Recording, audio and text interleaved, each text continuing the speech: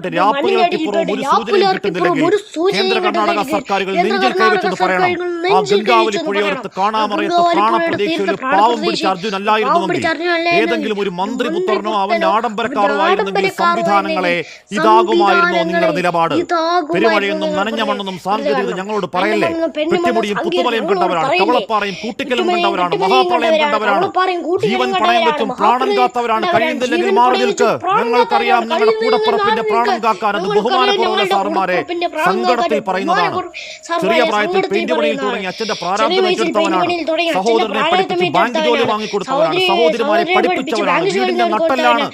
ഏതു മണ്ണാഴത്തിലാണെങ്കിലും അമ്മയും നാടും കാത്തിരിപ്പാണ്. അർജുനെ തീയിൽ കുരുത്തവനെ കരുത്തോടെ കയറിവാ. മണ്ണിനടിയിൽപ്പെട്ട് ലാപ്പുലർക്കിപ്പുറം ഒരു സൂചനയും കിട്ടുന്നില്ലെങ്കിൽ കേന്ദ്ര കർണാടക സർക്കാരുകൾ നെഞ്ചിൽ കൈവച്ചെന്ന് പറയണം. ആ ഗംഗാവാലിപ്പുഴയുടെ തീരത്തെ പ്രാണപ്രദേശയിൽ ഒരു പാവം പിടിച്ചറിഞ്ഞല്ലായിരുന്നെങ്കിൽ ഒരു മന്ത്രിപുർത്തനോ അവന്റെ ആഡംബരക്കാരോ ആയിരുന്നെങ്കിൽ സംവിധാനങ്ങളെ ഇതാകുമായിരുന്നു നിങ്ങളുടെ പ്രതികരണം. തന്നെ മണ്ണെന്നും പെണ്ണു മണ്ണും സംഖ്യർ ഞങ്ങളോട് പറയില്ലേ.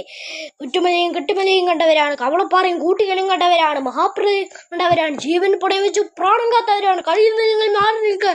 ഞങ്ങൾക്കറിയാം ഞങ്ങളുടെ കൂടപ്പുറപ്പിന്റെ പ്രാണം കാക്കാൻ. ബഹുമാനക്കുറവ് സാർമാരെ സങ്കടത്തിൽ പറയുന്നതാണ്. ചെറിയ വയസ്സിൽ പെയിന്റ് പണിയിൽ തുടങ്ങി അച്ഛന്റെ പ്രാരാബ്ദം ഏറ്റെടുത്തവനാണ്.